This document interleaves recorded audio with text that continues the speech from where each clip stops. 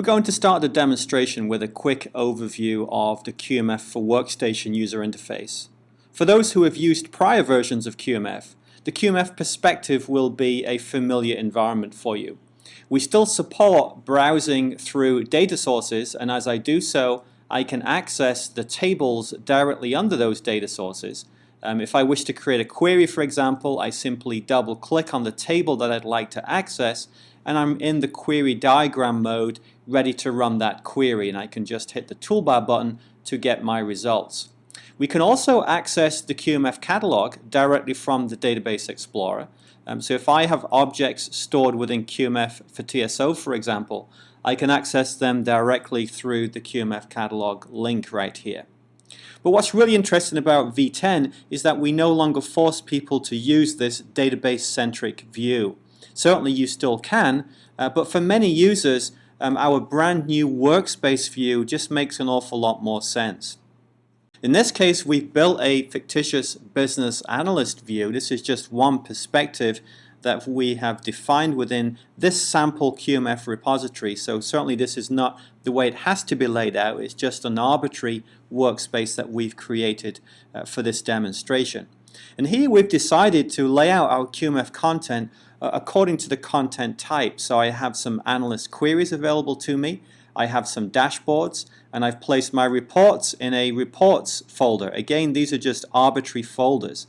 I've also decided to create a My Key Data folder, and in here I've taken tables that I need to access on a daily basis and I've arranged them in a role-specific fashion. So I have a personnel data folder, and in here I've dragged in 4 tables related to personnel. Now these tables could be in entirely different data sources. This could be DB2 on Z, this could be DB2 multi-platform, this could be Informix, and this could be, let's say, SQL Server.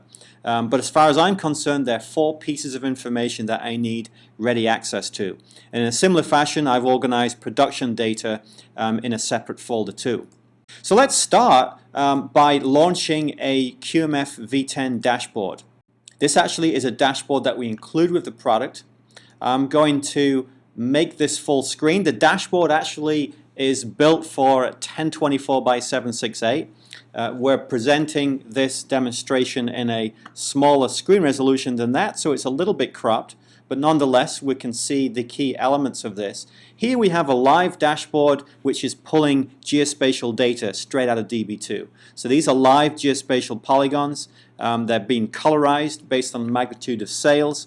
And I can also embed Google Maps within our QMF dashboard. So this is one of 2 geospatial formats that we do support. So in this case, I'm looking at sales performance across a company whereby sales are coming from 3 distinct sales teams. And this dashboard here has given me a summary of sales across the continental United States, and I have 3 sales teams represented here with my pie chart, and I'm looking at aggregate data for this particular quarter across all of those teams. But I can say, well, let me look at sales team B. By clicking on that pie slice, all of the dependent queries automatically filter their data. So we're now looking at the region covered by sales team B. We're looking at sales team B sales, and we're actually selecting the sales team down here as well. I can further constrain this by clicking on a particular month. So now we're looking at sales team B for July only.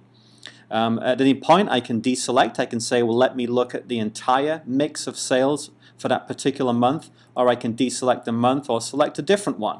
So it is a very interactive process. Now when I make my selections, often things pop out at you, particularly if you're using some kind of colorization as we are down here. So we can see here that sales team A for the month of August actually has a problem, even though we had selected sales team C in the pie slice. Now as a content developer, you can choose to give your end users different ways to look at information. In this case, we allowed the user to switch between a dial presentation and the horizontal bar that we were looking at previously. And no matter what I'm actually using to present the information, I can click on a given chart In this case, let's click on sales team A, and that then drills us down into the component parts for that particular sales team.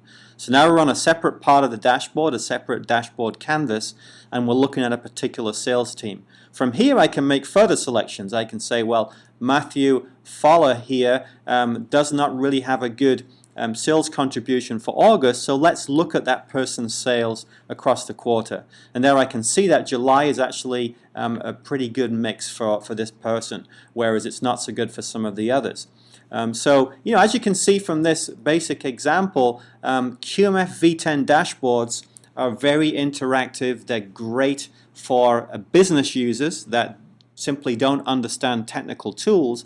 This is a very intuitive user interface. And of course, all of these charts are powered by QMF queries, drawing data from pretty much any data source. You can pull in data from any number of relational data sources, as well as IMS, as well as multidimensional data sources such as DB2 services, SQL Server Analysis services, Hyperion, SAP, and so on. So virtually any MDX and XMLA compatible multidimensional data source can also be used. Now that's a pretty contemporary QMF dashboard, but let's take the other extreme. Imagine that I've got a query which prompts the user for a department number, and given the department number it will return me a list of individuals within that department. I can certainly roll that query out and users will be prompted prior to the query returning the results. Alternatively, I can take a couple of minutes and drop that very query onto a dashboard and provide a simple user interface which makes it an awful lot easier for end users to consume that query information. Let's make this full screen so we can see it.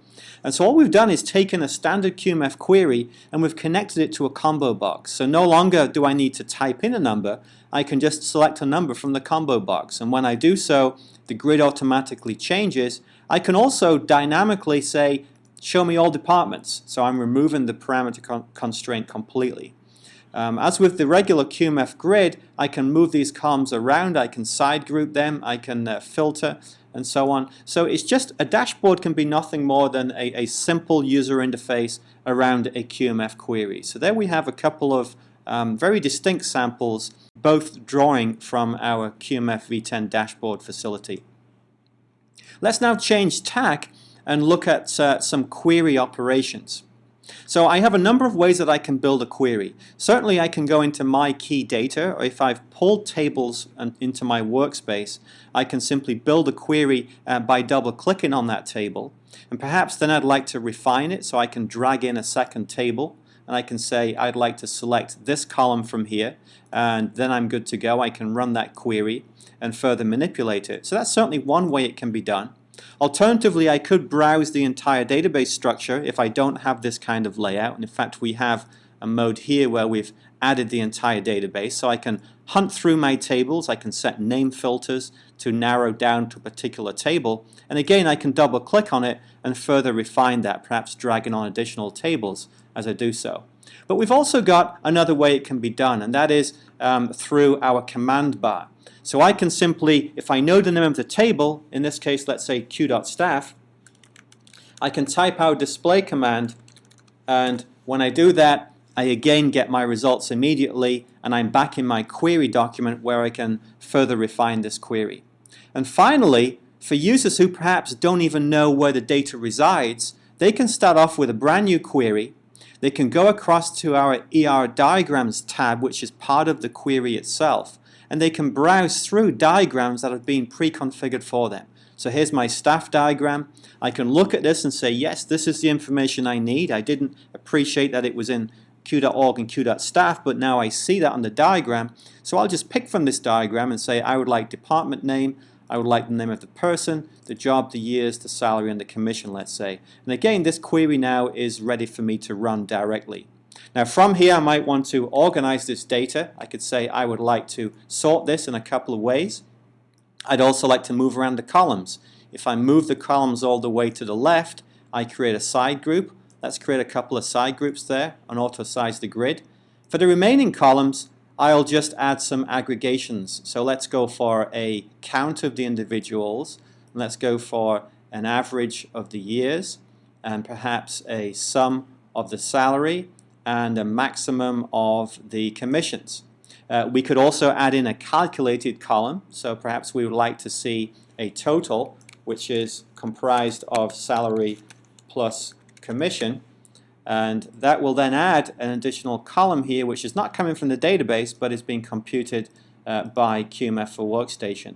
And once more I can add an aggregation on this. Let's go for a sum there. I can add a conditional format. I can say, I would like to add a format here such that if the total is greater than 21,000, then I would like to call that condition out, perhaps with a light green background. And I can add as many of these conditions as I wish. They don't have to be a function of the column that you're formatting. I could actually compare years against the threshold and colorize total based on that.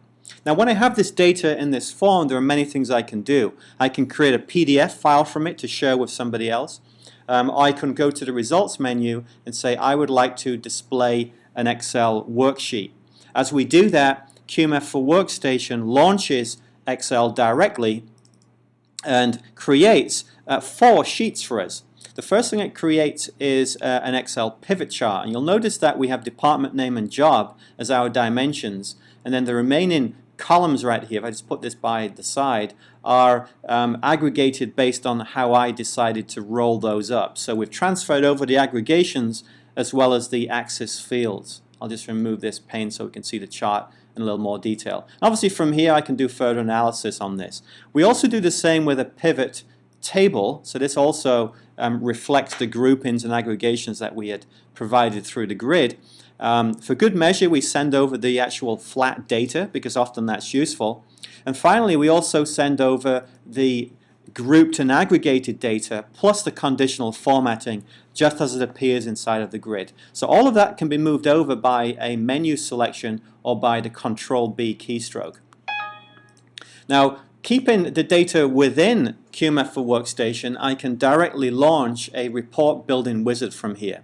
If I have a report which understands this data format, these 7 columns that I've selected, then I can simply select that report that already exists, or I can create a new report. We'll create a new report, and we'll start off by looking at QMF's tabular report. We call this the classic report. This is a report that is 100% compatible with QMF for TSO. So it's a text-based report. We have a text-based report design facility right here in QMF for Workstation. If I save this off into the QMF catalog, QMF for TSO will be able to run this interactively or through batch on ZOS. I'm going to close this out and show you our second report designer, which is what we call a visual report. And this starts off by replicating the same layout that we produced through the grid. But from here, if I drop to design mode, you get a rich palette of objects that are available for you to place within the report. So using this approach, you can build some highly graphical page-based reports, which are very, very similar to dashboards, other than the fact that they run at a point in time versus interactively, and they're based on a page layout versus an open canvas that you have on the dashboarding side.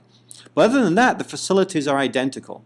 And in fact, I'm just going to show you an example of a visual report that we include with the product in my reports section here. So if I just open this up, and you can see the kind of things that can be built pretty quickly in our report designer. So we've taken that very same staff information, we've added some graphics to the report, we've added a chart in the department footer. So now when I run this interactively or perhaps through the scheduler, which is built into QMF, this is the output that you get whenever this report runs. We'll conclude this demonstration with a quick overview of QMF for WebSphere. As you can see, this is essentially a replication of the facilities that are available for QMF for Workstation users. So this provides power users with a way to develop queries, develop reports, and as well as access all content that's already been built using a pure HTML, and in fact this is an Ajax-based user interface. So it's an application in a web browser with 0 client-side software. You could access this on any browser and on any device that supports a standard HTML. So you can see here that we have the very same Workspace Explorer. I can still access my dashboards and my folders where I place my tables and my reports and so on. And as before, I can also simply type in a query diq.staff here, which is all I need type to get access to my q.staff table. Again, it's ad hoc querying. It gives me access to my query diagram view. I can again go full screen by simply double clicking on the tab, and then it allows me into my query diagrams, my ERDs that have already been defined in the system, and I can further refine my query right from here. You can see that we again have the same facilities available to us. We can drag columns around and rearrange them. Now, in addition to providing a workstation-like user interface, QMF for WebSphere can also be used to roll out finished content to end users with no surrounding user interface. So I have an example here of that staff by department dashboard that I showed you earlier. And here we've just added that dashboard directly to an existing web page. And you can roll out dashboards at a URL that simply just present the dashboard itself. In this case, we've added it to existing page content. So QMF for WebSphere is basically running this part of this web page. It's interactive, obviously, as before. So as I select the different department IDs, or in fact select all departments, I'm looking at that directly within this web page. And obviously there's no trace of QMF. We're just running the dashboard, which is often what enterprises would like to do once they've rolled out some content to their end users.